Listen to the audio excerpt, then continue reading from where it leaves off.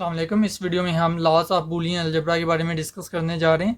हमारे पास total 4 laws of Boolean algebra होते हैं, जिसमें सबसे पहले commutative law, number 2 associative law, number 3 distributive law and number 4 identity law होते हैं। सबसे पहले हम कम्यूटेटिव लॉ को डिस्कस करेंगे। कम्यूटेटिव लॉ की अगर हम बात करें तो कम्यूटेटिव लॉ हमें ये बताता है कि अगर हमारे पास 2 सेपरेट प्रपोजिशंस हों तो उनका ऑर्डर जो है वो इम्पोर्टेंट नहीं होता।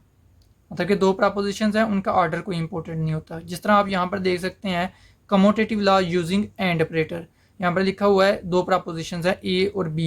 आप एक्स वाई भी ले सकते हैं, आप पी क्यू भी ले सकते हैं, वट एवर आप कोई भी प्रपोजिशंस लेना चाहें तो आप ले सकते हैं। यहाँ पर मैंने लेट किए हैं ए और बी। ए और बी, ए डॉट बी, जाहिर सी बात है कम्यूटेटिव लॉ किसके जरिए, एंड ऑपरेटर के जरिए। तो बीच में हम क्या लिखेंगे, dot. Dot operator and operator ही दरअसल होता है। ए एंड बी इक्वल है बी एंड ए, मतलब कि इसका जवाब इसके जवाब की इक्वल है। अब commutative law using or operator अगर हम देखें तो यहाँ पर लिखा हुआ है ए और बी, ये जो प्लस सिंबल है ये आर ऑपरेटर को रिप्रेजेंट करता है। ए और बी, इसका जो जवाब होगा वो बी प्लस ए, मतलब कि बी और ए के इक्वल आएगा।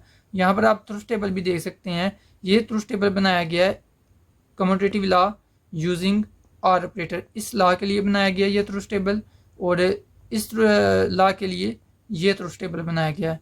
सबसे पहले एंड ऑपरेटर की तरफ आते हैं ट्रुथ टेबल में।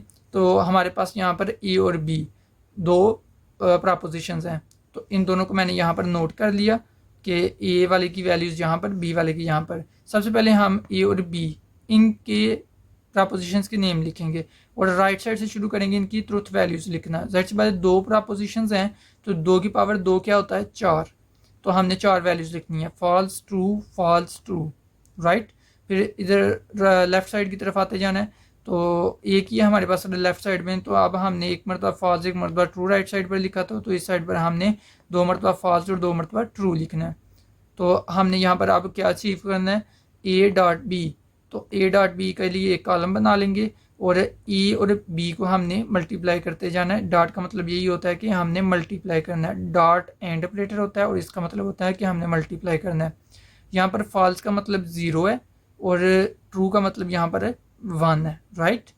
तो 0 को 0 से मल्टीप्लाई करें, 0 0 बार 0, 0 1 बार 0, 1 0 बार 0, 1 1 बार 1। ठीक है जी, ये हमारे पास लेफ्ट हैंड साइड आ गई। अब हमने राइट हैंड साइड जब मालूम करनी है तो हमने उसके लिए भी एक कॉलम बना लेना है, बी डॉट ए। अब इसमें हमने क्या करना है कि ये वाला इससे मल्टीप्लाई होगा, बी वाला कॉलम ए वाले कॉलम की वैल्यूज़ के साथ मल्टीप्लाई होगा। 0 0 बार 0, 0 की जगह हम फॉल्स लिखेंगे। 1 0 बार 0, यहाँ पर फॉल्स आ जाएगा। 0 मल्टीप्लाई बाय 1, तो हमारे पास 0 आएगा, तो फॉल्स 0 की जगह हमने फॉल्स पुट करना है। 1 1 बार 1 और यहाँ पर ट्रू आ जाएगा। यहाँ पर आप देख सकते हैं इस लेफ्ट हैंड साइड की वैल्यूज़ और राइट हैंड साइड की वैल्यूज़, ये लेफ्ट हैंड साइड और ये right hand side. Left hand side की जो वैल्यूज़ आई हैं वो ये हैं और राइट हैंड साइड की जो वैल्यूज़ आई हैं वो ये हैं। तो दोनों की वैल्यूज़ जो हैं वो बिल्कुल same as it is I हैं, मीन्स कि दोनों का आंसर सेम आया है। सो हम कहेंगे कि ये लेफ्ट हैंड साइड और ये राइट हैंड साइड दोनों का जवाब इक्वल है। मीन्स के ए डॉट बी लिख लें या बी डॉट ए लिख लें, दोनों का आंसर इक्वल आएगा। कहने का मतलब ये कि 2 प्रपोजिशंस अगर हमारे पास हों, 2 सेपरेट प्रपोजिशंस हमारे पास हों तो उनका ऑर्डर इम्पोर्टेंट नहीं होता। यहाँ पर ए डॉट बी लिखा हुआ है और यहाँ पर बी डॉट ए, मतलब कि ऑर्डर सेम नहीं है। तो order of 2 separate propositions is not important. अगर हम कम्यूटेटिव लॉ यूजिंग और ऑपरेटर की तरफ आए तो यहाँ पर होगा ए और बी इक्वल टू बी और ए। तो इसका ट्रुथ टेबल यहाँ पर बनाया गया है। तो जाहिर सी बात है 2 प्रपोजिशंस हैं, ए और बी, दोनों के लिए कॉलम्स बनाएंगे, ए और बी लिखेंगे। तो बी राइट साइड से हमने शुरू करना है। जाहिर सी बात 2 प्रपोजिशंस हैं तो 4 ट्रुथ वैल्यूज़ आएंगी, फॉल्स ट्रू। सबसे पहले फॉल्स आएगा, फिर ट्रू आएगा, फिर फॉल्स, फिर ट्रू। अब 2 मरतबा फॉल्स आएगा, फॉल्स, फिर 2 मरतबा ट्रू आएगा, ट्रू। ठीक है। अगर हमारे पास एक और कॉलम होता तो हमने उधर 4 मरतबा फिर फॉल्स लिखना था, 4 मरतबा ट्रू लिखना था। आगे आएंगे हम इंशाल्लाह डिस्कस करेंगे। तो अब हमने क्या अचीव करना है, ए और बी मतलब कि ए प्लस बी को हमने अचीव करना है। 0 + 0 फॉल्स, 0 + 1 वन, वन की जगह हम ट्रू लिख देंगे। 1 + 0, यहाँ पर 1 आ जाएगा तो 1 की जगह हमने ट्रू लिखना है। 1 + 1 2 आ जाएगा, लेकिन हमने 1 कंसिडर करते हुए यहाँ पर ट्रू लिख देना है।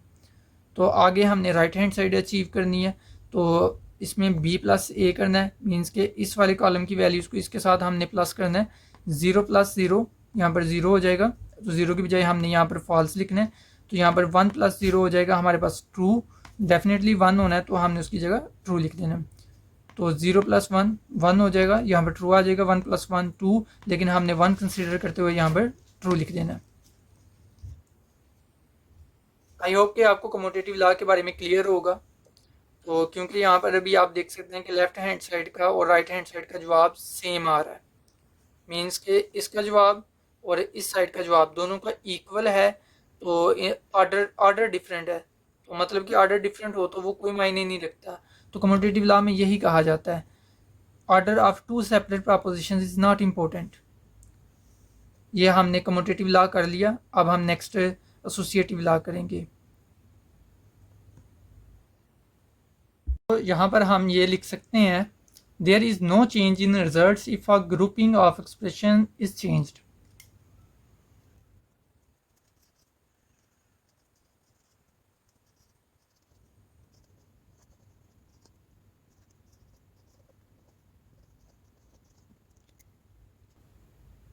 अगर किसी एक्सप्रेशन की ग्रुपिंग को चेंज कर दिया जाए तो रिजल्ट पर कोई चेंज अकर नहीं होता, मीन्स के कोई इफेक्ट नहीं होता इतना। तो अगर हम एसोसिएटिव लॉज के बारे में डिस्कस करें तो हमारे पास दो एसोसिएटिव लॉज हैं, वही आर के साथ और एंड के साथ। सबसे पहले मैं आर वाला लिखता हूँ।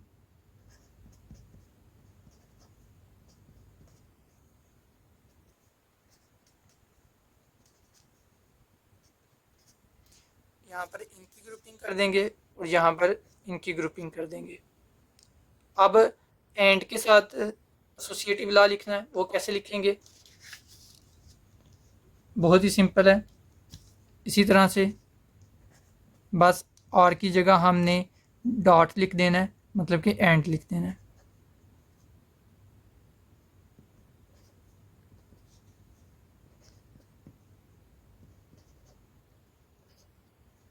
यहाँ पर इनकी ग्रुपिंग कर देंगे और यहाँ पर इनकी ग्रुपिंग कर देंगे।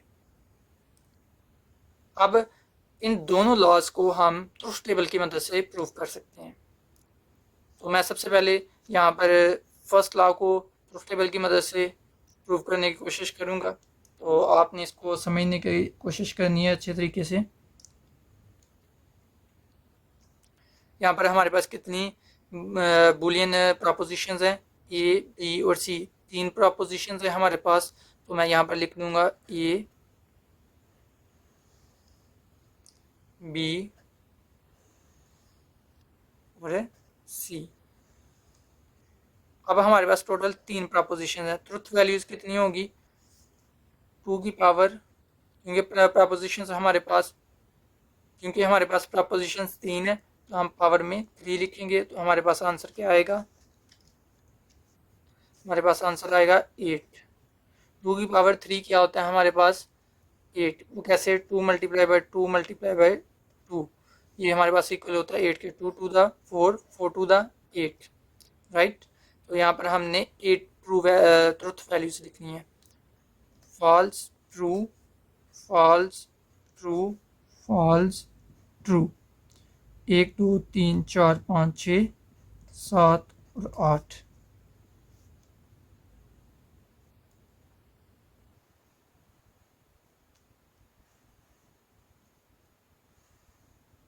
अब यहाँ पर एक मरतबा फॉल्स एक मरतबा ट्रू लिखी थी, यहाँ पर हम 2 मरतबा फॉल्स 2 मरतबा ट्रू लिखते जाएंगे। अब यहाँ पर 4 मरतबा फॉल्स लिखेंगे, 4 मरतबा ट्रू लिखेंगे। अब हमने सबसे पहले क्या अचीव करना है? a + b।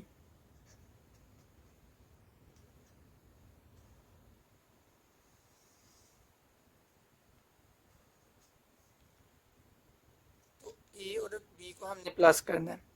0 और 0, क्योंकि हम जानते हैं कि फॉल्स रिप्रेजेंट कर रहा होता है 0 को और ट्रू रिप्रेजेंट कर रहा होता है 1 को। ज़ीरो और ज़ीरो, ज़ीरो हो गया, ज़ीरो की बजाय हमने फॉल्स लिखना है। ज़ीरो और ज़ीरो, ज़ीरो फॉल्स आ जाएगा। ज़ीरो और वन, वन ट्रू आ जाएगा। ज़ीरो और वन, वन आ जाएगा, तो वन की जगह हमने ट्रू लिखना है। ज़ीरो, वन और ज़ीरो ट्रू, वन आएगा तो ट्रू लिखेंगे। वन और ज़ीरो, वन ट्रू, वन और वन टू, लेकिन हमने वन कंसिडर करते हुए यहाँ पर ट्रू लिखना है। वन और वन टू, लेकिन हमने वन को कंसिडर करते हुए यहाँ पर ट्रू लिखना है। उस टू को हमने वन कंसिडर करना है और ट्रू लिख देना है। तो अब नेक्स्ट हमने ए प्लस बी अचीव कर लिया, हमने अब इनके साथ सी को भी ऐड करना है, मतलब कि इसके आंसर को सी की वैल्यू के साथ हमने ऐड करना है, मतलब कि और करना है। ए प्लस बी प्लस सी,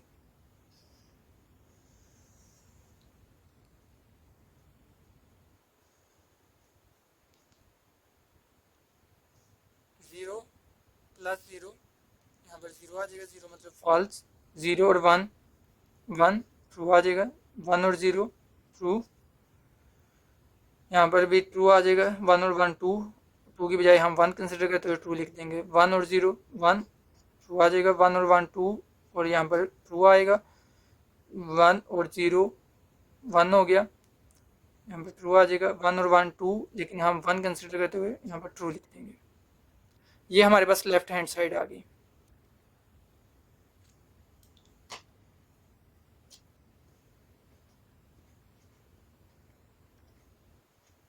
ठीक है जी, ये हमारे पास लेफ्ट हैंड साइड है, ये कंप्लीट। इसको हम लेफ्ट हैंड साइड कहेंगे। और ये हमारे पास कंप्लीट किया है जी राइट हैंड साइड। तो अब हमने राइट हैंड साइड निकालनी है, तो इसमें हमने सबसे पहले क्या फाइंड आउट करना है, बी प्लस सी।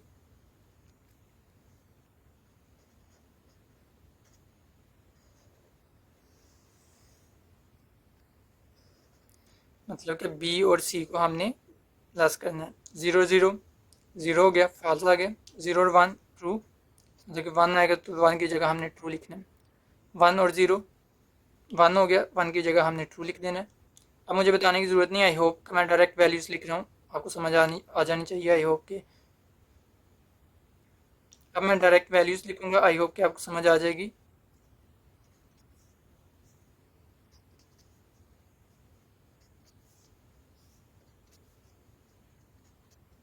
अब हमारे पास बी प्लस सी भी आ गया। अब इसके आंसर को हमने ए के साथ और कर लेना है।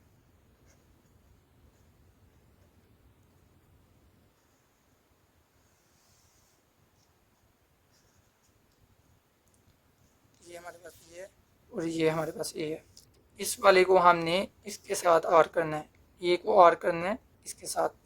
ज़ीरो प्लस ज़ीरो, ज़ीरो मतलब कि फॉल्स आ जाएगा। Zero plus one, one, one की जगह हमने ट्रू लिखना है। ज़ीरो प्लस वन, हमारे पास वन आ जाएगा और वन की बजाय हमने ट्रू लिखना है।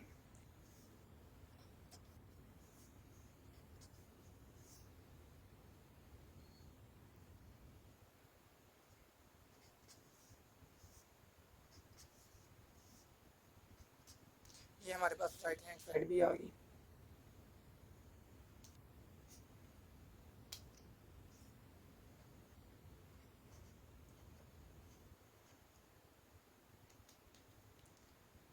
तो आप देखें लेफ्ट हैंड साइड का आंसर और राइट हैंड साइड का आंसर दोनों का इक्वल आंसर आया जी। मतलब कि लेफ्ट हैंड साइड ये वाली और ये वाली राइट हैंड साइड, दोनों का जवाब इक्वल आता है। मतलब कि अगर ग्रुपिंग हम डिफरेंट भी कर दें तो there is no change in results, कि रिजल्ट्स में कोई चेंज नज़र नहीं आएगा। सॉरी, ये लेफ्ट हैंड साइड का आंसर और ये राइट हैंड साइड का आंसर दोनों का सेम आया। ग्रुपिंग इसमें ये वाली है और इसमें ये वाली ग्रुपिंग है। तो लेफ्ट हैंड साइड ये है और राइट हैंड साइड ये है, तो दोनों का आंसर सेम आया। तो इसका मतलब ये है कि there is no change in results if a grouping of expression is changed. अगर हम ग्रुपिंग चेंज कर दें तो इससे कोई इफेक्ट नहीं पड़ता, इससे कोई चेंज नहीं होता, राइट। तो अब ये सेकंड जो लॉ है जो एंड ऑपरेटर के साथ है, वो आपने खुद करने की कोशिश करनी है, कि आई होप कि आप वो खुद कर लेंगे। अब नेक्स्ट जो लॉ है डिस्ट्रीब्यूटिव लॉ। इसको हम डिस्कस करेंगे। हमने एसोसिएटिव लॉ कर लिया, अब हम डिस्ट्रीब्यूटिव लॉ करने जा रहे हैं।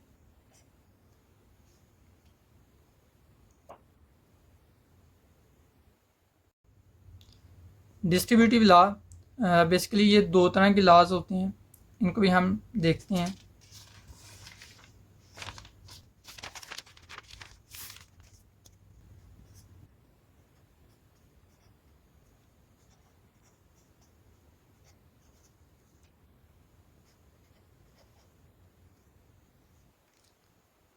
दरअसल डिस्ट्रीब्यूटिव लॉ दो तरह के होते हैं, एंड ओवर आर और आर ओवर एंड। सबसे पहले मैं लिखता हूँ एंड ओवर आर,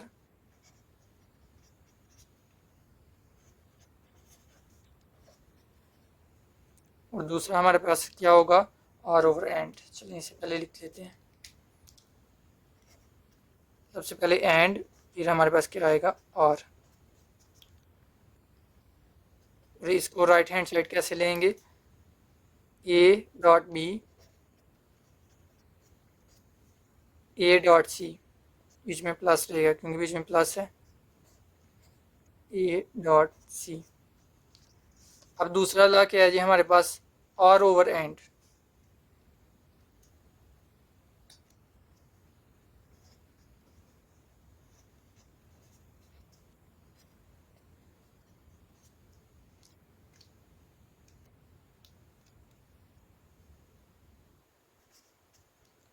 यहाँ पर जस्ट बात है, पहले आर है, आर आएगा, फिर हमारे पास क्या है, and. A plus c b है, ए प्लस बी पहले आएगा, फिर क्या आएगा, डॉट ए प्लस सी। ये हमारे पास दो लॉज हैं। फर्स्ट हम इसे एक्सप्लेन करते हैं। तो इसके लिए हमें क्या करना पड़ेगा, तीन हमारे पास क्या है जी, तीन प्रपोजिशंस हैं, ए बी और सी। जाहिर सी बात है तीन कॉलम्स लिखने पड़ेंगे डायरेक्ट इस तरह से, ए बी और सी। इनकी ट्रुथ वैल्यूज़ कितनी होंगी, डेफिनेटली 8 होंगी, क्योंकि हमने पहले भी डिस्कस किया है कि यहाँ पर भी ए बी और सी लिखा था, तो 2 की पावर 3 क्या होती है, 8, मतलब कि 8 ट्रुथ वैल्यूज़ आती हैं। वो लिखते कैसे हैं ट्रुथ वैल्यूज़, फॉल्स ट्रू, फिर फॉल्स ट्रू, फिर फॉल्स ट्रू लिखेंगे, फिर से फॉल्स ट्रू लिखेंगे। ये टोटल 8 वैल्यूज़ होगी, 1 2 3 4 5 6 7 8।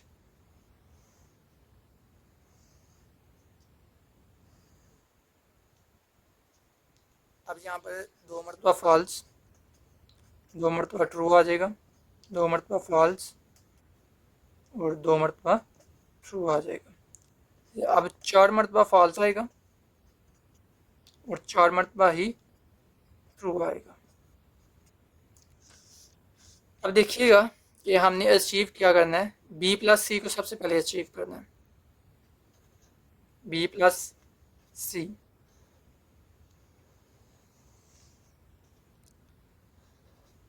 ये बी और सी को हमने और करना है, 0 और 0, 0 0 की बजाय हम फॉल्स लिखेंगे, 0 और 1, 1 1 की बजाय हम ट्रू लिखेंगे, 1 और 0 हमारे पास 1 आएगा, 1 की जगह हमने ट्रू लिखना है, 1 और 1 2, लेकिन 2 को 1 कंसीडर करते हुए हमने ट्रू लिख लेना है।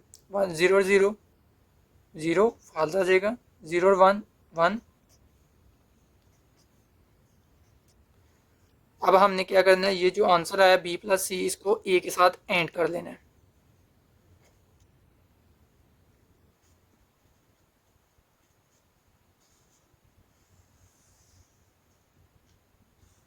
वो कैसे, ये जो ए है इसको हमने इस वाले आंसर के साथ एंड कर लेना है।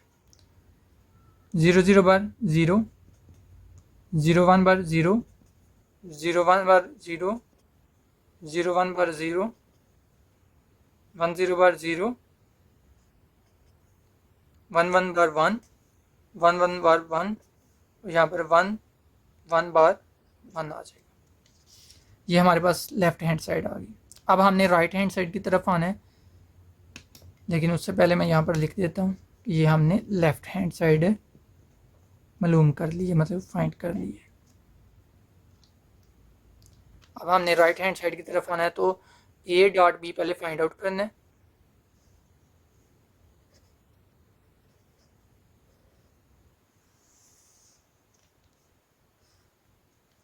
ए और बी को मल्टीप्लाई करना है, मतलब ए डॉट का मतलब यही होता है मल्टीप्लाई करना है। 0 0 0 हो गया, 0 0 बार 0 ही होता है, 0 0 बार 0, 0 1 बार 0,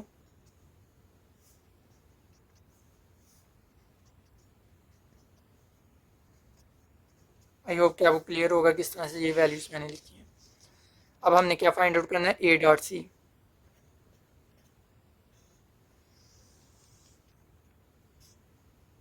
ए और सी को 0 0 बार 0, 0 की बजाय फॉल्स, 0 1 बार 0, तो 0 की बजाय हम फॉल्स लिखेंगे, 0 0 बार 0 फॉल्स आ जाएगा, 0 1 बार 0 यहाँ पर फॉल्स आ जाएगा,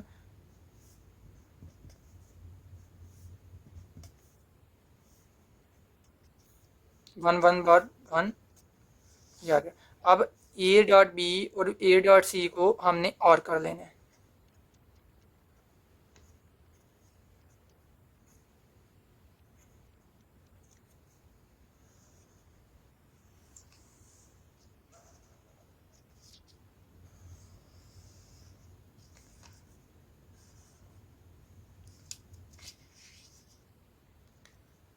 ज़ीरो और ज़ीरो कितने हो गए, ज़ीरो फॉल्स आ गया, 0 0 0 0 आ जाएगा,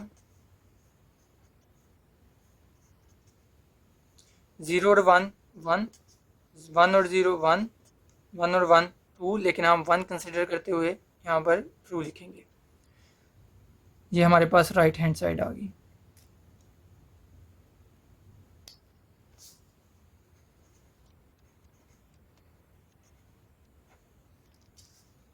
यहाँ पर देखें लेफ्ट हैंड साइड हमने ये की, और इसका आंसर भी देख सकते हैं आप, इसकी ट्रुथ वैल्यूज़, और राइट हैंड साइड की जो ट्रुथ वैल्यूज़ हैं वो भी देख सकते हैं।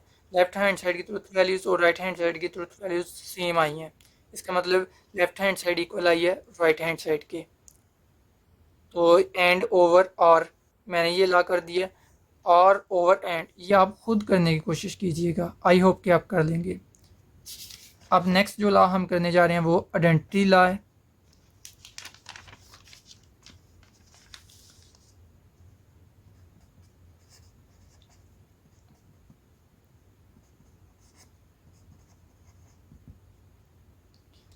आइडेंटिटी लॉ के मुताबिक अगर हमारे पास कोई एक प्रपोजिशन हो, फ़र्ज़ करें ए प्रपोजिशन है, इसको अगर हम और करें किसी फॉल्स वैल्यू के साथ, ए की बजाय एक्स भी हो सकती है, वाई भी हो सकती है, कोई भी आप प्रपोजिशन ले सकते हैं। अगर फ़र्ज़ करें ए प्रपोजिशन है, इसे हम और करें फॉल्स वैल्यू के साथ, तो हमारे पास आंसर ए ही आएगा। अगर हमारे पास ए प्रपोजिशन है, इसे हम एंड करें किसी ट्रू वैल्यू के साथ, तो भी फिर भी हमारा आंसर ए ही आएगा। तो यही आइडेंटिटी लॉ है। इसके बाद एक इम्पोर्टेंट चीज़ है, इसके बाद एक इम्पोर्टेंट टर्म है लॉजिकल एक्सप्रेशन।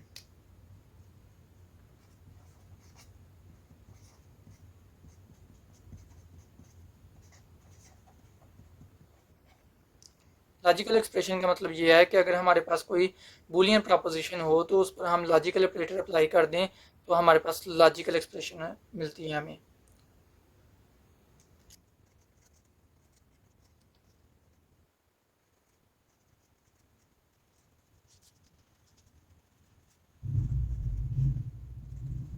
अगर हम किसी बूलियन प्रपोजिशन पर लॉजिकल ऑपरेटर अप्लाई करें, तो हमें लॉजिकल एक्सप्रेशन मिल जाती है। फॉर एग्जांपल कि अगर हमारे पास दो प्रपोजिशन हैं पी और क्यू, अगर इनको हम एंड ऑपरेटर की मदद से आपस में जोड़ दें, कंपाउंड प्रपोजिशन बना लें, तो हमारे पास ये जो आई है प्रपोजिशन, इसे हम लॉजिकल एक्सप्रेशन कहेंगे। एक और एग्जांपल की तरफ देखते हैं। फर्स्ट करें हमारे पास दो प्रपोजिशन है ए और बी, इसको मैं लॉजिकल ऑपरेटर कौन से और लॉजिकल ऑपरेटर की मदद से मैं इनको जोड़ देता हूँ। तो ये मैंने जो लिखा ये और लॉजिकल ऑपरेटर है, तो ए और बी आपस में जुड़ के मतलब कंपाउंड प्रपोजिशन बनाई, तो ये लॉजिकल एक्सप्रेशन है। जब भी हम किसी भी प्रपोजिशन के साथ क्या करते हैं, लॉजिकल ऑपरेटर यूज़ करते हैं, तो हमारे पास लॉजिकल एक्सप्रेशन आ जाती है। आई होप कि आपको क्लियर होगी लॉजिकल एक्सप्रेशन के बारे में भी। तो हमने इस वीडियो के अंदर क्या सीखा, लॉज ऑफ बूलियन अलजेब्रा के बारे में और लॉजिकल एक्सप्रेशन के बारे में। टोटल हमारे पास 4 लॉज ऑफ बूलियन अलजेब्रा हैं, commutative law, associative law, distributive law, identity law. यहाँ पर हमने कमोटेटिव लॉ के बारे में डिस्कस किया और फिर उसके बाद हमने एसोसिएटिव लॉ के बारे में डिस्कस किया और देन हमने डिस्ट्रीब्यूटिव लॉ के बारे में भी देखा और यहाँ पर आइडेंटिटी लॉ के बारे में भी डिस्कस किया और लॉजिकल एक्सप्रेशन के बारे में। आई होप कि जो हमने इस वीडियो में सीखा आपको क्लियर होगा और आपने अच्छे तरीके से सीखा होगा। अगर आपने इल्म की जुस्तजू यूट्यूब चैनल को अभी तक सब्सक्राइब नहीं किया तो जल्दी से इसे सब्सक्राइब कर लें। And thank you so much for watching this video. अल्लाह हाफिज़।